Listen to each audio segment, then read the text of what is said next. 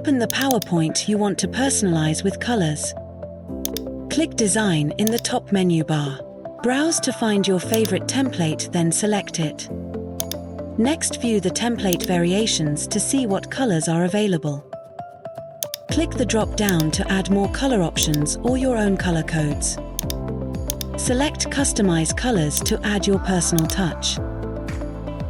You can update all slide fonts in the easy click of one button. This will help with a professional and consistent look. Click to format background by changing the gradient, inserting picture, and adding patterns. If your eyes can handle that, it's not for me, but it is good to know how. Clicking the Home button on the top menu bar will bring you back to a familiar menu to continue to make the PowerPoint personal to you. Remember to save your changes. And that's it. You've successfully personalized the appearance of your presentation. Thank you for watching.